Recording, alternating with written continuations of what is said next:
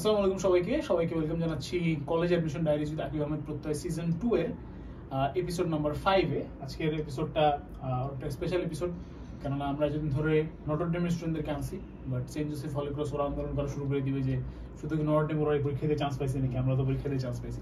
তো আজকে আমাদের মাঝে সেন্ট জোসেফের একজন কারেন্ট স্টুডেন্ট আছে যে তার ফার্স্ট ইয়ার ফাইনাল পরীক্ষা মাত্র শেষ করে আসলো লিটারালি।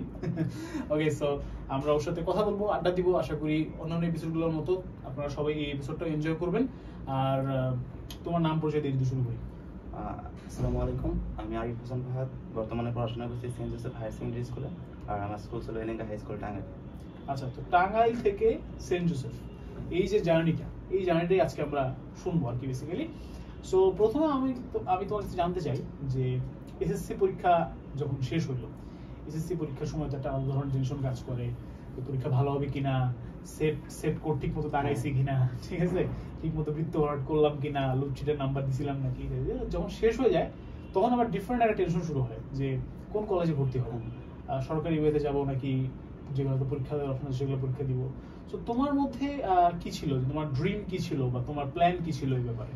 তো আমাদের স্কুল যে এলেঙ্গা হাই স্কুল, ওইখানে শিক্ষকরা প্রথম থেকে আমাদের অনুপ্রাণিত করতেন যে এসএসসি রেজাল্ট যাই হোক, মানে ঢাকার এ প্লাস ক্যাটাগরির যে 7টা কলেজ আছে এদের এখানে যাইতে হবে।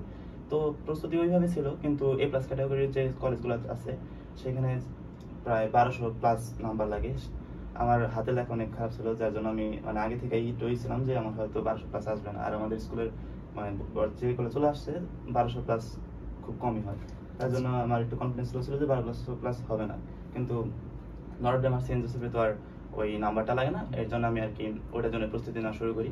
আর এসএসসি লেভেলে পুরাটাই ওইভাবেই পড়াশোনা করছি।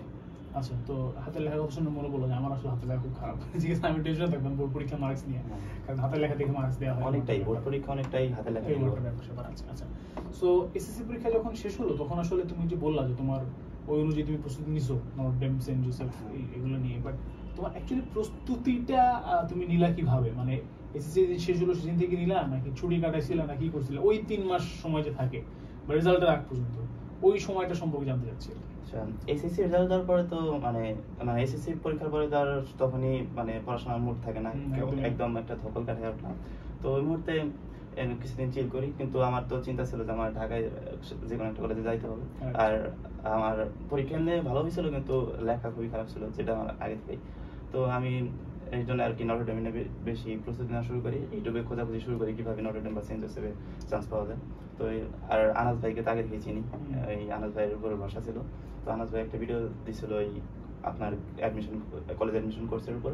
তো ওটা দেখার পর মানে আর কোনো দিক চিন্তা করি নাই, পুরো আনাস ভাইয়ের উপর বিশ্বাস করে ওই দিন আমি কোর্সটা নিয়ে ফেলি। আচ্ছা, সো বেসিক্যালি তুমি কি কোনো কোচিং এ ভর্তি হও না তাহলে? না, আমার আম্মু বা আমার যারা রিলেটিভ ছিল তারা অনেক বলছে যে কোচিং এ ভর্তি হও, কিন্তু আমার ওই টাইমে আর কি প্যারা নেওয়ার তো ইচ্ছা হয়নি। আর মানে ওই সময় কোচিং আর যারা সিনিয়র ছিল তাদের কাছে শুনছি যে কোচিং লাগে না, নিজের যা প্রস্তুতি তাই, এর জন্য আর কি কোচিং এ ভর্তি হওয়া হয়নি। আমি একটু জানতে চাই যে তোমাদের আসলে টাঙ্গাইলে বা ঢাকার বাইরে আসলে আমার এক্সপিরিয়েন্স খুব কম, মানে আমার জানাশোনা কম আছে। বেসিক্যালি টাঙ্গাইলে বা ঢাকার যেগুলো ঢাকার বাইরে যে জেলা সদরগুলা বা বিভাগীয় সদরগুলা সেই জায়গাতে আসলে মানে এই হাইপটাকে ওখানে আসে কিনা। মানে ঢাকার পোলাপান যেমন আমরা দেখতাম যে এসএসসি পরীক্ষা যেদিন শেষ এবং তার কিছুদিন আগে গার্ডিয়ান রেখে নাম লেখা আসতো বিভিন্ন কোচিং এ, বিভিন্ন ভাইয়ের কাছে যে পড়তে হবে। তো ওইরকম তোমার বন্ধু বান্ধবদের মধ্যে ওরকম হাইপ ছিল কিনা নাকি অন্যরকম? আমি তো টাঙ্গাইলের একটা মানে উপজেলার সেকেন্ড ক্যাটাগরি একটা স্কুলে ছিলাম। তো ওইখানেও এই আমাদের শিক্ষকরা একদম এসএসসি লেভেল শুরু থেকেই এই অনুপ্রাণিত করতেন যে নটর ডেমে পড়তে হবে। এমনকি আমাদের যে বিজ্ঞান বিষয়ের শিক্ষক ছিলেন সাইমন স্যার, আবার নাজমুল করিম স্যার, ওনারা প্রায় আমাদের যে অনেক ম্যাথ দিতেন, যে বলতেন যে এটা সলভ করে এই টাইপের ম্যাথ নটর ডেমে আসবে। অনেক সময় পারতাম, অনেক সময় পারতাম না। তারা বলতো যে এটা পারলা না, তাহলে নটর ডেমে হবো না। এইরকম অনেকে আছে, তোমার কাছে অনেক প্রস্তুতি আছে, তোমরা তো একটা কুয়ার মধ্যে আছো, বাংলাদেশ অনেক বড়, এইভাবে প্রস্তুতি নেবো না, আরো কঠোরভাবে প্রস্তুতি নিতে হবে, এইভাবে অনুপ্রাণিত করতো। বা আমাদের মূল মোটিভই ছিল যে নটর ডেম বা সেন্ট জোসেফে চান্স পেতে হবে বা ঢাকায় কলেজে যাইতে হবে, ঢাকা কোনো একটা এ প্লাস ক্যাটাগরি কলেজে যাইতে হবে। নাইস। তো তারপরে যে বেসিক্যালি তুমি বললা যে তুমি আমার কোর্সে ভর্তি ছিলা এবং আসলে সেখান থেকে আসলে তোমাকে পডকাস্ট ইনভাইট করার আমাদের সুযোগ হচ্ছে, কারণ আমরা ডাটাবেস চেক করতেছিলাম যে কারা আসলে নটর ডেমে চান্স পাইছে হলি ক্রস সেন্ট জোসেফ। তো টু বি ভেরি অনেস্ট, আমি একটু খোলাখুলি ভাবে বলি, নটর ডেমে চান্স পাইছে এরকম মানুষকে আমরা ইনভাইট করছি এবং এরকম মানুষ আমরা প্রথম দিকে কল দিছি। বাট আমার একটা ইচ্ছা ছিল যে শুধু নটর ডেম, যারা নটর ডেমে কোনো কারণে চান্স পায় নাই তাদেরকেও আমরা আনতে চাই এই শোতে এবং শুনতে চাই যে কেন চান্স হয় নাই। এবং আমি এটাও সবসময় স্বীকার করি যে আমার কোর্স করছো বলে তুমি চান্স পেতে পারতে এমন না, তুমি নিজেই চান্স পাইতে পারতা। তো আমি জাস্ট হয়তো তোমাকে একটা জাস্ট হয়তো সঠিক রাস্তা দেখানোর চেষ্টা করছি। তো তুমি একটা আমার কোর্সে একটা অনেস্ট রিভিউ দাও যে কোর্স কেমন ছিল, কি কি জিনিস আমরা আরো অ্যাড করতে পারতাম, এবছর তো কোর্স রানিং হচ্ছে অলরেডি, কি কি জিনিস অ্যাড করতে পারতাম, এবং তোমার কাছে ওভারঅল কোর্সটা কেমন লাগছে এবং কতটা উপকার লাগছে। তো কোর্সটা মানে ওই মুহূর্তে তো কোনো গাইডলাইন নেই, আমার কোনো বড় ভাই নেই, বা স্কুলের যে বড় ভাই ছিল ওনার সাথে আমার কোনো যোগাযোগ নেই, একটা গাইডলাইনের অভাব ছিল। তো আপনার গাইডলাইন দিচ্ছেন, ভিডিওগুলো মানে আমি দেখছি, তারপরে হোয়াটসঅ্যাপে প্রতিনিয়ত গাইডলাইন দিচ্ছে, যে কোনো সমস্যার সমাধান দিচ্ছে মানে। আর হোয়াটসঅ্যাপ গ্রুপের যে যারা থাকতো তারা সবসময় পড়াশোনা নিয়ে আলোচনা করতো, ওইটা নিয়ে আর কি মানে সবসময় বুঝতাম যে ও পড়তেছে আমার পড়তে হবে, আপনিও সবসময় প্রশ্ন দিতেন, ওগুলো সলভ করা ট্রাই করতাম। এই মানে একটা পড়ার মধ্যে থাকার একটা পরিবেশ তৈরি হয় কোর্সের মাধ্যমে। আর আমাদের কোর্সে এক্সামগুলো আছে, সেগুলো তুমি দিছিলা বা এক্সামগুলো আমার মানে দেওয়ার সুযোগ হয় না, আমি যা গ্রুপে যে কোশ্চেনগুলো দিতাম আমি সলভ করতাম নিয়মিত। আচ্ছা আচ্ছা। সো এবার আসো আমরা কথা বলি যে তোমার প্রথমে তো তোমার নটরডেম আর সেন্ট জোসেফের মধ্যে কোনটা পরীক্ষা আগে হয়েছে? আমার নটরডেম আগে। নটরডেম আগে। তোমাদের সময় একটা খুবই মানে জটিল সমস্যার সৃষ্টি হয়েছিল, নটরডেম এবং সেন্ট জোসেফ একই সময়ে একই দিনে মানুষের পরীক্ষা পড়তেছিল, অনেকেরই হয়েছিল। তোমাকে আলাদা দিনে পড়ছিল? হ্যাঁ, আলাদা দিনে। আচ্ছা, তো ফার্স্টে আমরা নটরডেমের এক্সপেরিয়েন্স শুনি। নটরডেমের পরীক্ষা তোমাদের তো ভাইভা হয় নাই, সো রিটেনে তুমি গেলা পরীক্ষা, ওই দিনের গল্পটা একটু শেয়ার করো যে কেমন লাগলো বা কি কি হইলো ওই দিন। তো আমি ঢাকায় আসছিলাম ওইবার, মানে নটরডেমে যখন পরীক্ষা দিলাম প্রায় 8-9 বছর পর ঢাকা আসছি। ঢাকার ওয়েদারটা একটু মানে অন্যরকম লাগছে। আমার এক ভাইয়ের বাসায় আসছিলাম, তো পরীক্ষা দিকে দিয়ে গেলাম, আমি সিম্পলি একটা শার্ট প্যান্ট আর শু পরে গেছি। যার পরে দেখি ওইখানে সবাই মানে সুটেড বুটেড হয়ে, ওইখানে দেখি একটা মানে প্যানিক। আর আর বাস্কেটবল গ্রাউন্ডে তো অনেকক্ষণ দাঁড়া করে রাখে, আর আমরা টিম ভবনে ছিলাম সবচেয়ে পানিতে, সবার শেষে নিছে। তো ওইখানে সবাই আলোচনা করতেছে যে আমি এত করছি বা এত করছি, এই উদ্ভাসে কোচিং ছিলাম, প্রায় ম্যাক্সিমামই কোচিং এ ছিল, আমি তো কোচিং এ ছিলাম না। আর এসএসসি এর আগে ডেডিকেটেডলি মানে প্রস্তুত ছিলাম, কোনো অধ্যায় গ্যাপ দিই, কিন্তু এসএসসি এর পরে কিছুটা গ্যাপ হয়েছিল। বা আর কলেজ অ্যাডমিশনের প্রায় 2 সপ্তাহ আগে থেকে আমি পুরোপুরি সিরিয়াসলি পড়াশোনা শুরু করছি। তো কিছুটা তো আতঙ্কিত হয়েছি। তারপরে হলে গেলাম, সবাইকে সিরিয়ালি নিয়ে গেল, কোশ্চেন পাইলাম। কোশ্চেন এমন কোশ্চেন ছিল না যেটা মানে আমার অবস্থিত, শুধু ইংলিশটা মানে বেসিক থেকে আসে ইংলিশ, আর আর সব প্রায় বইয়ের বাইরে কিছু ছিল না, অত অ্যাডভান্স কিছু ছিল না। তো আর হলে একটা কি হয়, একটা মানে স্যার একজন একটা লিস্ট নিয়ে কোনো হাতে না দাঁড়ায় থাকে, এমন ভাবে তাকায় থাকে মনে হয় এই বুঝে আমার সাইজ এক্সেল করে দেবে, এটার জন্য আসলে আর প্যানিক অ্যাটাক হয়। তারপরে এক্সাম মোটামুটি ভালো দিয়েছিলাম, তবে আমার জানা ছিল না যে ইংলিশ একদম বোর্ড বইয়ে যে মুখস্থ টাইপের কোশ্চেন আছে। সাধারণত আমরা এসএসসি থেকে কেন্দ্র করি যে প্যাসেজ পড়ি, ওয়ার্ড মিনিং গুলো জানা রাখি, যে অ্যান্টোনিম জানা রাখি, আর প্যাসেজ তো আমাদের দেওয়া থাকে, তথ্য ভুল যে জিনিসগুলো, যেমন নেলসন ম্যান্ডেলা কবে জন্মগ্রহণ করেছিল, এগুলো তো আমাদের জানা লাগে না, কারণ প্যাসেজে যা থাকে ওইখান থেকে অ্যান্সার করি। তো ওইগুলা আসলে এটা আমি জানতাম না, আর এটাই আমার ইংলিশে ওইটা 2-3টা আসছিল, ওইগুলো আমার মিস হয়েছে। আর ইংলিশের গ্রামাটিক্যাল পার্টস থেকে আসছিল, আর মোটামুটি সব একদম অ্যাডভান্স লেভেলের কিছু ছিল না, পারা গেছে। আচ্ছা, তো নটরডেমে তো পরীক্ষা দিলা, তোমাদের তো ভাইভা হয় নাই, রিটেন পরীক্ষা দিয়ে চলে আসলা। সেন্ট জোসেফের গল্প শুনবো, তার আগে জানতে চাই নটরডেমের রেজাল্ট যখন দিল, তখন আনফরচুনেটলি তোমার হয় নাই, সো ওই সময়ের ধাক্কাটা কেমন ছিল? যেমন অনেস্টলি বলতে, আমার যখন হচ্ছে বইটা হয়নি তখন আমার অনেক খারাপ লাগছে, অনেক কষ্ট লাগছে, কারণ একটা মানুষ যখন অনেকদিন ধরে একটা জিনিস ট্রাই করে, তখন যখন আনফরচুনেট না হয় ব্যাপারটা খারাপ লাগে। তো তোমার কেমন ছিল সেই দিনের এক্সপিরিয়েন্স? তো আমার মানে এনডিসি তে এক্সাম দেওয়ার পরেই আমার যে প্রায় 35টার মতো অ্যান্সার করছিলাম, তারপর যখন খাতা নিতেছে মানে পিছন থেকে খাতা নেওয়া শুরু করছে, তো ওই মুহূর্তে আমি রিভাইজ দিতেছি, মানে এমন একটা সিলি মিস্টেক করছে যে বিয়োগ শক্তি একটা ম্যাথ ছিল, যেখানে 400 সেন্টিমিটার দেওয়া ছিল, 400 সেন্টিমিটার আমি 0.4 মিটার ম্যাথ করছি। তখন মানে করার নেই, তখন বুঝতে পারলাম যে ভিতরে আরো অনেক সিলি মিস্টেক হয়েছে। আর বাইরে আসার পরে শুনলাম যে 40টা, সবাই এরকম বলতেছে, তো প্রায় কিছুটা আশা ছাড়িয়ে দিয়েছিলাম যে হবো না এরকম, মানে খুব একটা উচ্চ আকাঙ্ক্ষা ছিল না। মানে যখন রেজাল্ট দিল তেমন একটা খারাপ লাগে, কারণ আমি এই কদিন তেমন মানে নিয়েছিলাম যে আমার হয়তো হবে না। আচ্ছা, ওকে, কোনো ব্যাপার না। তারপর হচ্ছে সেন্ট জোসেফের যদি গল্পটা শুনি, সেন্ট জোসেফের পরীক্ষার তোমাদের সময় কেমন হয়েছে? আমাদের সময় হয়েছিল যে একই দিনে রিটেন এবং ভাইভা হয়, অর্থাৎ আমরা রিটেন পরীক্ষা দিই, বসে থাকি, একজন করে ভাইভা ডাকে, ভাইভা শেষ মানে বাসায় যাবো, এই সিস্টেম হয়েছে কি? না, আমাদের আরো মানে খারাপ অবস্থা। আমাদের এই 35 মিনিটের এক্সাম, সেখানে এক শিফটে 24টা, আর এক শিফটে 22টা এক্সাম থাকে, এমসিকিউ থাকে, মানে এক কথায় উত্তর থাকে, কিন্তু তার মাঝখানেও মানে মোটে 24টা করে কোশ্চেন থাকে। আর ওই 35 মিনিটের মধ্যেই সিরিয়ালি একজন করে ভাইবার জন্য ডাকে। পুরো রিটেন পরীক্ষার মধ্যে? হ্যাঁ, রিটেন পরীক্ষার মধ্যে। ওই সময় যে মানে কত কিছু গুছায় যায় যে ম্যানার এইভাবে বসবো, ওই সময় আর কি ওই সব কাজ করে না। ওইটা মানে পরীক্ষার টাইম থেকে মাইনাস হচ্ছে তাহলে? হ্যাঁ, পরীক্ষার টাইম থেকে 35 মিনিট। এই জন্য বলা হলো যে স্যার আমরা তো ভাইবা পরীক্ষার মাঝখানে করে তোমার এর জন্য তোমাদের 35 মিনিট দেওয়া হইতেছে। আচ্ছা, তো ভাইবা এইভাবে টাকা হয়েছিল। আর সো তোমার সেন্ট জোসেফের রিটেন কেমন ছিল এবং রিটেন কোন ধরনের, আচ্ছা নটর ডেমে কোন ধরনের প্রশ্ন আসছিল তোমাদের? Short question? হ্যাঁ, নটর ডেমে শর্ট কোশ্চেন ছিল এবং সেন্ট জোসেফে শর্ট কোশ্চেন ছিল। আচ্ছা, সেন্ট জোসেফের কোশ্চেনের চাইতে কি নটর ডেমের কোশ্চেন কঠিন ছিল বেশি, এরকম কিছু মনে হচ্ছে তোমার কাছে? না, সিমিলার টাইপের ছিল। সিমিলার টাইপের ছিল। তো এবার একটু সেন্ট জোসেফের ভাইবা সম্পর্কে শুনি, যেহেতু নটর ডেমের ভাইবা হয়নি, সেন্ট জোসেফের ভাইবা এক্সপেরিয়েন্সটা শেয়ার করো। তো সেন্ট জোসেফের মানে ওই পরীক্ষার সময় যেহেতু ভাইবার জন্য ডাকতেছে, কিছুটা মানে কত তাড়াতাড়ি আসা যায় ওইটা মানে নেই। আর আমার ভাইবারটা একটু মানে ভেবাচিকা খাই গেছিলাম অনেকটাই। তো যার আমার মুখে ব্রণ ছিল, কারণ এসএসসি তো স্বাভাবিক একটু একটু ফোন চালাচ্ছি রাত্রে, তো ওটার জন্য মুখে ব্রণ ছিল। যার পরেই বসতে বললো, বসার পরে আমার মানে মার্কশিটটা নিল। আমার মার্কশিট তো যে হাতে লেখার জন্য এসএসসিতে অনেক নাম্বার কম আসছিল, প্রায় ফিজিক্স কেমিস্ট্রি ম্যাথে প্রায় 98 প্লাস ছিল, কিন্তু বাংলাদেশ বিশ্ববিদ্যালয় আর বাংলাতে এ প্লাস ছিল না। তো মোট নাম্বার 100 ছিল, আর সবাই ওখানে 1100 1200 প্লাস 60 70 এরকম। তো নেওয়ার পরে প্রথমে আমার মার্কশিটের এ প্লাস গুলো, যেখানে আমার গোল্ডেন ছিল না, তারপরে নেওয়ার পরে আমাকে একটা স্ট্রিক্টলি কোশ্চেন করে যে আমার মানে জিজ্ঞাসা যে ফোন আছে কিনা, এটা না জিজ্ঞাসা আমার জিজ্ঞাসা তোমার ফোন কয়টা। আমাকে যদি জিজ্ঞেস করে যে ফোন আছে কিনা, তাহলে আমি তাও একটা ভাবে বলতে পারবো যে হ্যাঁ আছে কিনা, নিজের সেফটির জন্য হয়তো না বলতাম। কিন্তু আমাকে জিজ্ঞেস করছে ফোন আছে কিনা, ফোন কয়টা। আমি বলছি স্যার আমার না আমার ফ্যামিলির। তোমার পার্সোনাল? স্যার পার্সোনাল তোমার একটা ফোন, রাতে সারা ফোন চালাও? না স্যার। পরে বললো যে আমরা আমার মিথ্যা বললো না, আমরা 20 বছর যাবত ভাই বোনিয়া থাকি, তোমার দেখে বোঝা যাইতেছে তুমি রাত জেগে ফোন চালাও, তোমার মুখে ব্রণ আসছে। পরে আর কি বলবো, বলার নেই। তারপরে আবার জিজ্ঞাসা যে এই এক্সট্রা কারিকুলার আছে কিনা, তো ওইখানে আমি একটা ভেবা চেয়ে খাই। এক্সট্রা কারিকুলার আমার কাছে কোনো ছিল না। পরে আর আমি এক্সট্রা কারিকুলার আগে কোনো কিছু করিও নাই।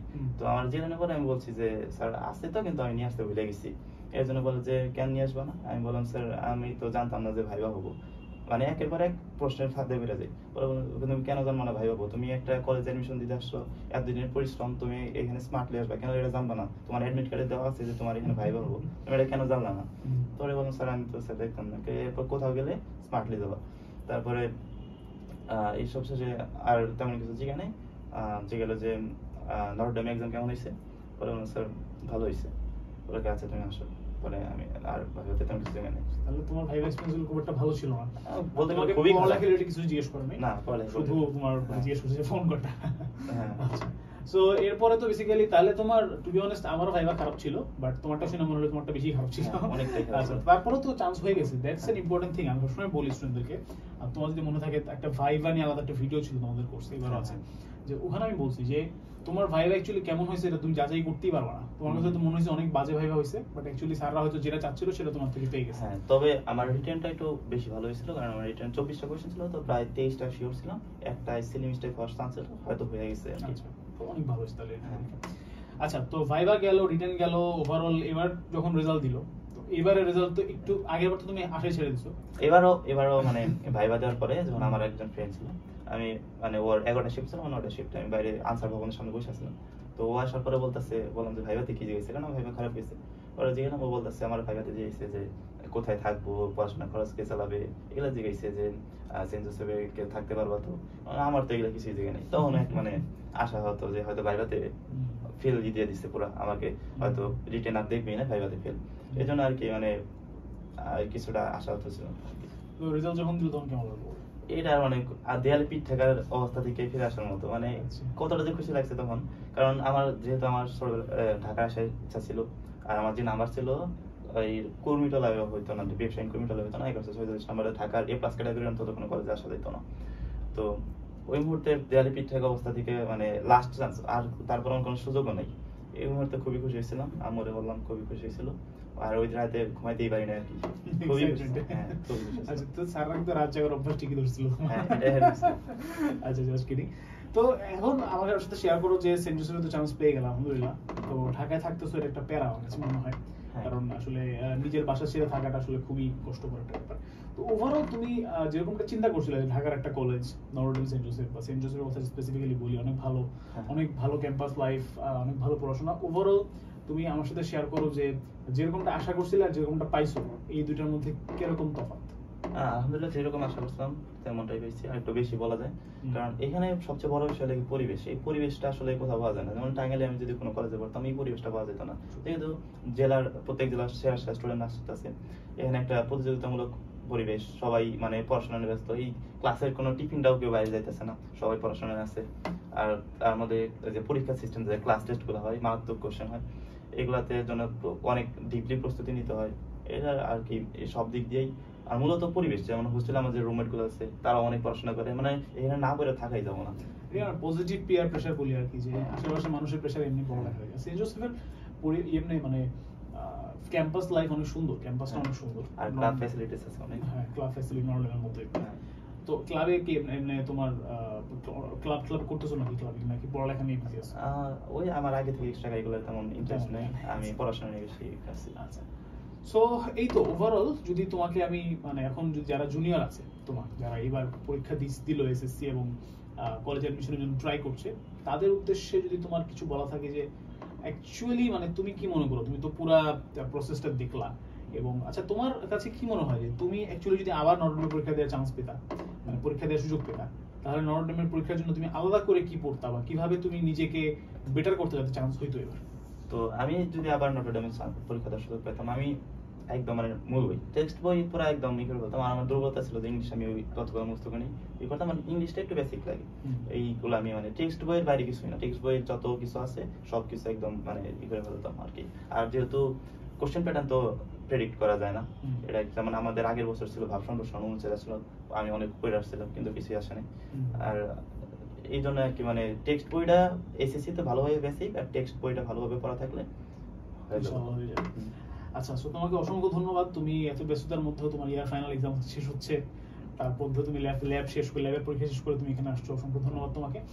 আর এই তো তোমার যদি মানে জুনিয়রদের উদ্দেশ্যে যদি কিছু বলার থাকে, তো জুনিয়রদের উদ্দেশ্যে যারা এই বছর পরীক্ষা দিবে তাদের উদ্দেশ্যে যদি তোমার কিছু বলার থাকে।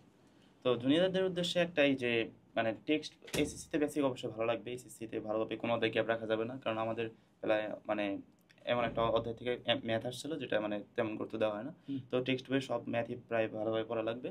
আর অ্যাডভান্স কিছু দরকার নাই তেমন, ইংলিশটা বেসিক থেকে আসে। আর ইংলিশ আমার যেটা দুর্বলতা ছিল যে ইংলিশ আমি বোর্ড বইটা ভালোভাবে মুখস্থ করিনি, ওই তথ্যবলগুলো মুখস্থ করতে হবে।